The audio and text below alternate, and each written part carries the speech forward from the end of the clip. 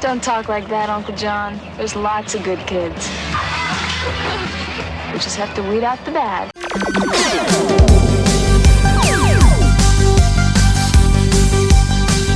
Welcome back to the channel, everyone. This is the Movie Maniac. Thank you for watching. Hello to new and returning subscribers. It's been a minute, and today we're going to return to something pretty cool, and that's going to be Sleepaway Camp 2. Can you believe it? I've actually never seen this before, so let's jump right into this one. It all started 6 years ago at a nearby camp. Apparently, a shy 14-year-old boy went berserk and committed several grisly murders. Could it be that unhappy camper has returned as Counselor Angela? The boys and girls at Camp Rolling Hills are about to find out, but as each rowdy camper discovers Angela's secret, they're immediately sent home in a bag.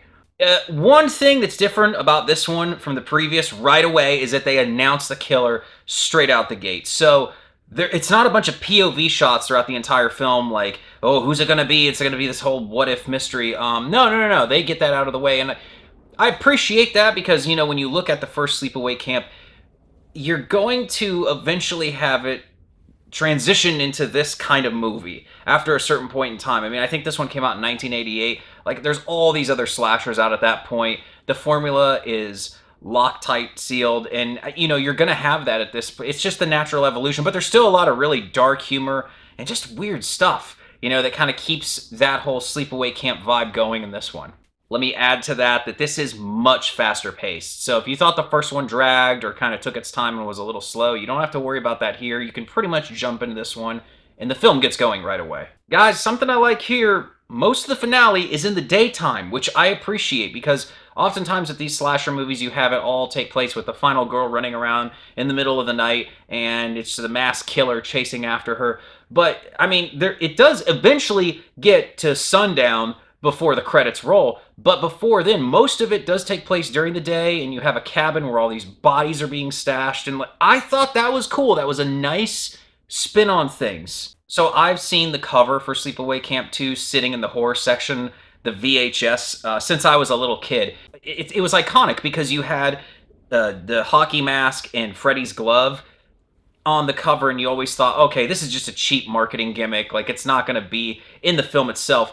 Well, to my surprise, they actually make an appearance, and I thought that was great because this movie came out, like I said, near the end of the 80s. The other franchises are already far along, and it's time to acknowledge them in these other movies because in a way, Sleepaway Camp is sort of like your alternative to Friday the 13th. I mean, I know some people might dispute that a little bit, but I don't really think we should. I mean, in many ways, there's even stuff in here that seems like either a tribute or an homage to certain things from Friday the 13th. Without mentioning the character's name, there's a head that's inside of a TV that reminded me a lot of Friday the 13th with Jason's mom's head and how that was propped up, as if the glove and the mask in the movie weren't obvious enough. So the actress who plays Angela, I'm not saying that I dislike her in this movie. I don't want my words to get mixed up here.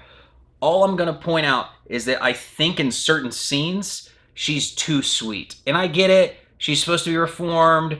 She thinks she's doing the right thing by killing all these people that are like stepping out of line. But it's almost like she's still a killer. I think she needs to be, like when she was being nice, maybe she should have been a little bit more psychotic nice.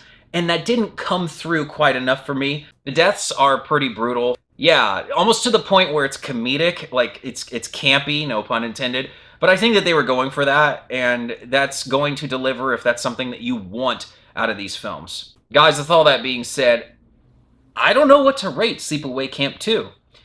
I'm going to tell you that it is a Saturday afternoon movie. Perfect description for this. If you've got nothing better to do, and this one's on, or you come across it streaming, or you just bought it a long time ago. I've got movies I haven't watched that I own. Yep, I sure do. And it's just time to pop something in and give it a watch. Yeah, this definitely will meet the criteria. When you look at something along the lines of The Mutilator or Final Exam, I mean, I don't know. Are you going to recommend that to people that aren't like super into horror movies? Probably not. But for those of you who have seen a lot of the mainline slashers and that genre and you kind of need something a little different, Sleepaway Camp 2 is going to fill that need for you. It's a fun Saturday afternoon flick you can watch and you won't be disappointed. Alright guys, what do you think of Sleepaway Camp 2? Let me know below because I've actually heard some people say that like this isn't one they really like. Then I've had other people tell me that this is their favorite of the sequels, so sound off below. Most of you already know the drill, but for those who don't, make sure to smash that notification bell, like, comment, and subscribe so you can stay inside the mind of a movie maniac.